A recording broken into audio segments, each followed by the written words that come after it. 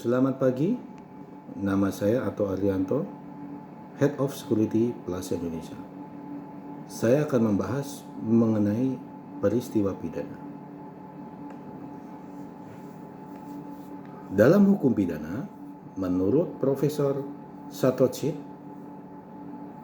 yaitu sejumlah peraturan yang mengandung larangan-larangan atau keharusan-keharusan di mana terhadap pelanggarnya diancam dengan hukuman.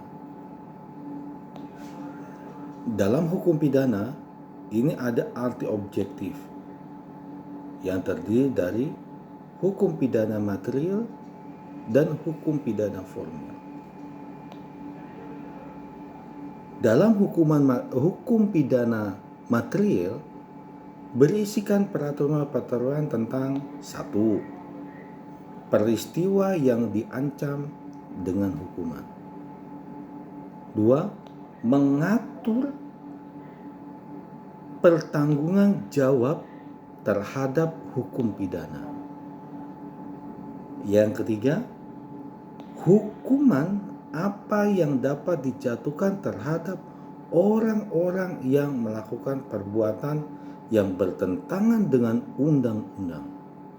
Contoh, dalam pasal 162 KUHP, barang siapa di muka umum dengan lisan, tulisan, menawarkan untuk memberi keterangan, kesempatan, atau guna melakukan delik, diancam dengan pidana 9 bulan.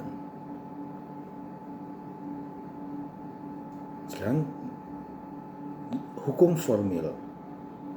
Hukum formil merupakan sejumlah peraturan yang mengandung cara-cara negara menggunakan haknya untuk mengadili serta memberikan hukuman terhadap seseorang yang diduga melakukan tindak pidana. Sedang hukum pidana dalam aspek subjektif yaitu sejumlah peraturan yang mengatur hak negara untuk menghukum seseorang yang melakukan perbuatan yang dilarang. Dalam ruang lingkup peristiwa pidana. Sekarang ruang lingkup peristiwa pidana. Peristiwa pidana adalah suatu perbuatan salah dan melanggar hukum yang diancam dengan dilakukan seseorang yang mampu bertanggung jawab. Jadi unsur-unsur peristiwa pidana yaitu 1. Sikap tindak atau perilakuan manusia. 2. Masuk lingkup perilaku rumusan kaidah hukum pidana. Pasal 1 ayat 1 KUHP yang berbunyi, tiada suatu perbuatan dapat dipidana melainkan atas kekuatan ketentuan pidana dalam perundang-undangan yang telah ada sebelum perbuatan itu dilakukan. Jadi, kalau kita melakukan suatu tindak pidana dan undang-undang yang belum ada, ya kita tidak bisa diperkarakan. Yang ketiga, melanggar hukum, kecuali bila ada dasar pembenaran. Yang keempat, didasarkan pada kesalahan, kecuali bila ada dasar penghapusan kesalahan. Sikap tindak yang dapat dihukum atau dikenai sanksi yaitu 1. Perilaku manusia. Ya, bila seekor singa membunuh seorang anak singa, tidak dapat dihukum. Yang kedua, terjadi dalam suatu keadaan di mana sikap tindak tersebut melanggar hukum. Misalnya, anak bermain bola menyebabkan kaca pecah rumah orang lain. Yang ketiga, pelaku harus mengetahui atau sepantasnya mengetahui tindakan tersebut merupakan pelanggaran hukum. Nah, dengan pecahnya kaca jendela tersebut, tentu diketahui orang yang melakukannya bahwa akan menimbulkan kerugian orang lain. Yang keempat, tidak ada penyimpangan kejiwaan yang mempengaruhi sikap tindak tersebut. Orang yang memecahkan kaca tersebut adalah orang yang sehat, bukan orang yang cacat mental. Jadi sikap tindak yang dapat dihukum atau dikenai sanksi yaitu perilaku manusia terjadi dalam suatu keadaan di mana sikap tindak tersebut melanggar hukum. Yang ketiga, pelaku harus mengetahui atau sepantasnya mengetahui tindakan tersebut merupakan pelanggaran hukum. Yang terakhir, tidak ada penyimpangan kejiwaan yang mempengaruhi sikap tindak tersebut. Kalau dilihat dari perumusannya, maka peristiwa pidana atau delik dapat dibedakan dalam dua, yaitu delik formil dan delik material. Apa sih delik formil? Delik formil itu tekanan perumusan delik ini itu ialah sikap tindak atau perilaku yang dilarang tanpa merumuskan akibatnya. Misalnya dalam pasal 297 KUHP, perdagangan wanita dan perdagangan anak-anak laki yang belum dewasa diancam dengan pidana penjara 6 tahun penjara. 6 tahun. Nah, kalau delik formil, yaitu tekanan perumusannya ini adalah akibat dari suatu sikap, tindak atau perilakuan, yaitu sikap tindak atau perilakuan. Contoh misalnya pasal 359 KUHP, barang siapa karena kelalaiannya menyebabkan kematian orang lain diancam dengan pidana penjara paling lama 5 tahun atau kurungan paling lama 1 tahun. Dalam unsur-unsur perumusan delik itu ada bedakan D3. Delik dasar, delik meringankan, dan delik memberatkan. Nah, delik dasar itu merumuskan suatu sikap tindak perilaku yang dilarang. Misalnya pasal 338 KUHP, barang siapa sengaja merampas nyawa orang lain diancam karena pembunuhan dengan pidana paling lama 15 tahun. Kalau dalam delik yang meringankan, yakni perumusannya sikap tindak yang karena suatu keadaan dapat meringankan hukuman. Contohnya itu dalam pasal 341 KUHP. Seorang ibu karena takut ketahuan melahirkan anak, pada saat anaknya dilahirkan, tidak lama kemudian dengan sengaja merampas nyawa anaknya, maka dia akan diancam paling lama 7 tahun. Dalam delik memberatkan, yang ketiga dalam delik memberatkan, yaitu merumuskan sikap tindak karena suatu keadaan diancam dengan hukuman yang lebih berat. Contohnya pasal 340 KUHP, barang siapa dengan sengaja, dengan rencana terlebih dahulu. Nah, di sini ada penekanan.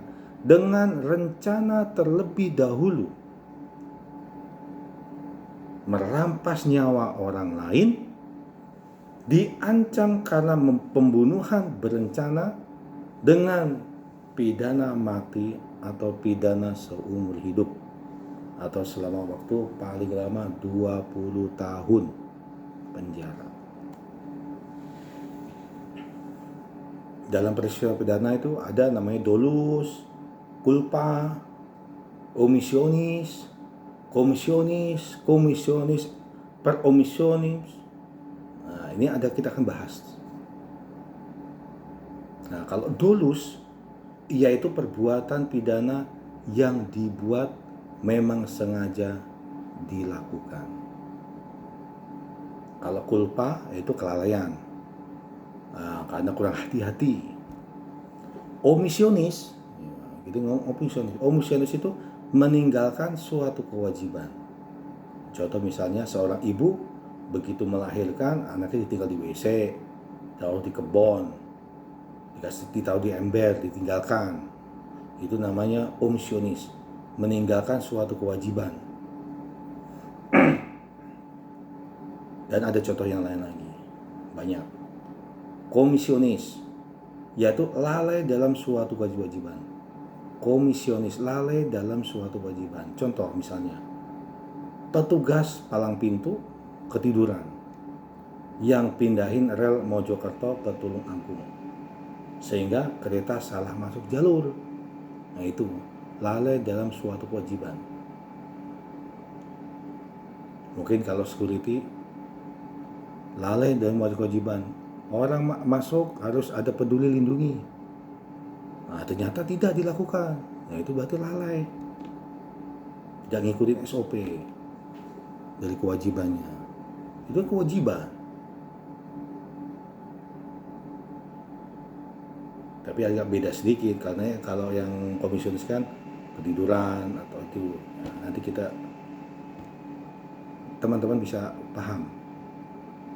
Nah, sekarang komisionis per omissionis, yaitu perbuatan tidak pidana tanpa korban tapi mengganggu ketertiban.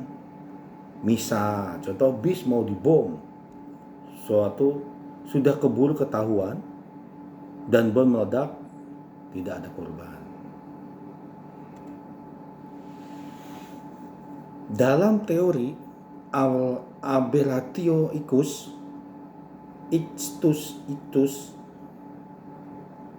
mereka dalam teori itu mengatakan tindak pidana yang terjadi bukan karena maksud si pelaku tidak diperkirakan akibatnya.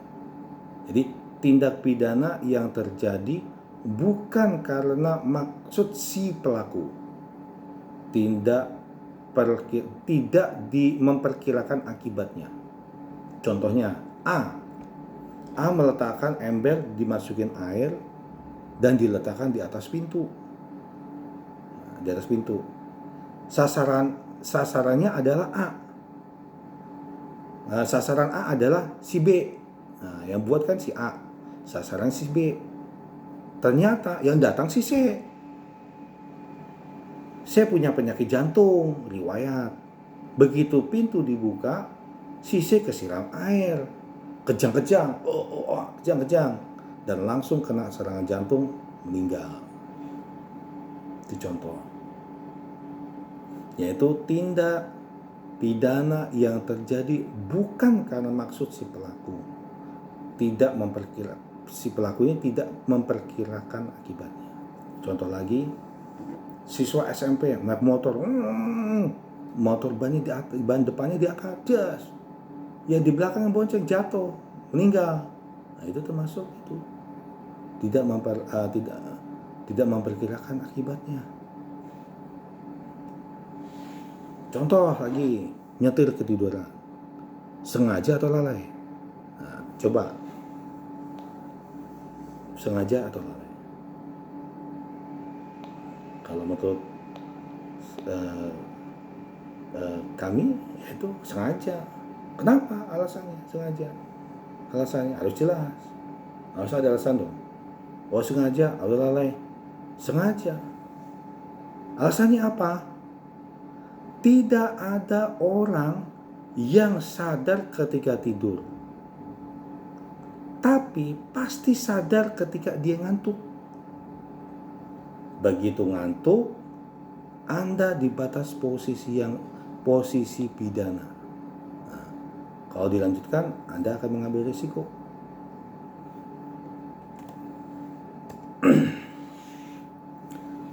Sekarang membahas masalah penanggung jawab tindak pidana, yaitu ada Dender, ada Medender, Fitlocker, Somenluk, ada macam-macam.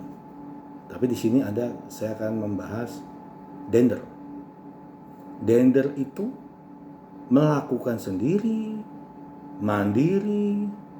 Dia dalam memenuhi secara mandiri semua unsur dalam pasal pidana. Misalnya berantem sendiri dan menusuk korban sendiri. Kalau Medender, ada dua Medender. Medender tuh kawan pelaku.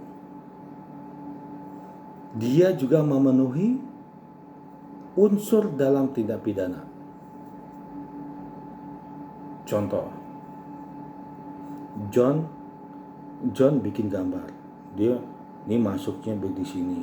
Kamu masuk dari sini, kamu nanti buka pintu, kamu nanti dobrak pintunya, nanti ada ruang tamu, ruang tidur sebelah sini, sebelah kanan di sini ada ruang ini. Dia udah menggambarkan, ya kan, menggambarkan nih. Si John bikin gambar. Oh di sini. Karena dia udah ngelihat masuk ke dalam, mungkin mantan pekerja di situ. Nah, habis itu Bunga nyetir rombongan. Rudy yang bongkar congkel, rusakin pintu. Joko yang masuk. Joko dan Rudy masuk ke dalam. Yes.